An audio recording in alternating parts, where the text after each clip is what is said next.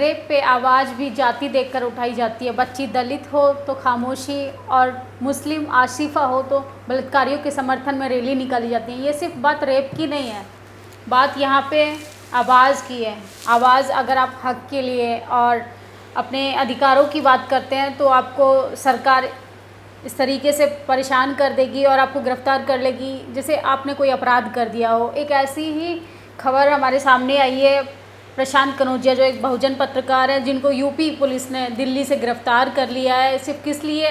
वो जुर्म के खिलाफ आवाज़ उठाते थे, जुर्म के खिलाफ लिखते थे। क्या इस देश में या राम राज्य में जुर्म इस कदर सर चढ़ चुका है कि लिखना भी गुनाह हो गया है? क्या अधिकारों की बात करना भी एक जुर्म है?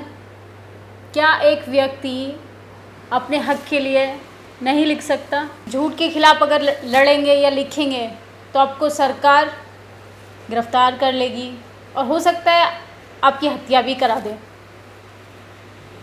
क्योंकि सच बहुत कड़वा होता है, वो चाहे सरकार के खिलाफ क्यों ना हो। प्रशांत कनौजिया को उनके ट्विटर अकाउंट पे जो पोस्ट लिखी गई हैं, उन पोस्ट के तहत ये देखने को मिलता है कि उस पोस्ट में कोई भी ऐसा आपत्तिजनक या कोई भी एक ऐसा तथ्य सामने नहीं आया जिससे उनकी गिरफ्तारी की जाए।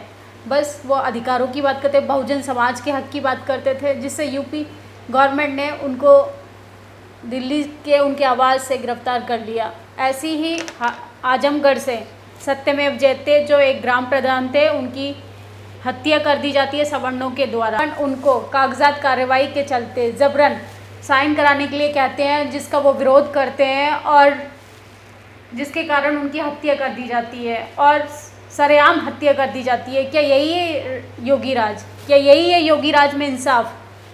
कि जिस तरीके से दिन ब दिन बहुजनों पे अत्याचार होता जा रहा है। और सत्यमेव जयते एक ऐसे बहुजन ग्राम प्रधान थे जो दलितों के अधिकारों की बात करते थे, जो उनके खिलाफ हो रहे जुर्म के खिलाफ आवाज़ उठाते थे। लेकिन ये चीज़ें सवर्णों से नहीं देखी गई, क्योंकि आप अगर लिखेंगे तो आपको पुलिस के द्वारा उठा लिया जाएगा, अगर आप बोलेंगे तो आपको सवर्णों के द्वारा मार दिया जाएगा। क्या इस देश में संविधान की, क्या हमारी गवर्नमेंट धज्जियाँ उड़ा रही है? कैसे मिलेगा लोगों को न्याय? सिर्फ प्रशांत कनौजिया की गिरफ्तारी नहीं है, या ये सिर्फ सत्यमेव जयते की मृत्यु नहीं है, ये पूरे बहुजन समाज की गिरफ्तारी है। अगर आप आज भी आवाज़ नहीं उठाएंगे या आज भी लिखने के खिलाफ आवाज़ नहीं उठाएंगे या सरकार के खिलाफ आवाज़ नहीं उठाएंगे तो वो दिन दूर नहीं है कि गले में हांडी और पीछे झाड़ू होगी। हम अपने विचार प्रस्तुति नहीं कर सकते, अपने विचार लिख ही नहीं सकते, तो कैसा आज़ाद देश हमारा? कुछ ही दिन पहले हमारे प्रधानमंत्री जी आज़ादी का दिन सेलिब्रेट कर रहे थे। क्या आज़ादी के मायने यही थे कि हम अपनी बात नहीं रख सकते इस देश में? या यूँ कहें कि देश आज़ाद है लेकिन लोगों को गुलाम आज भी रखा जा रहा है?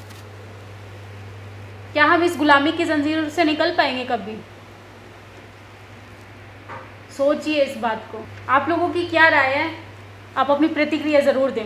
नेशनल दस्तक को बचाने के लिए बहुत जरूरी है कि हर खबर को शेयर करें, लाइक करें, कमेंट जरूर करें।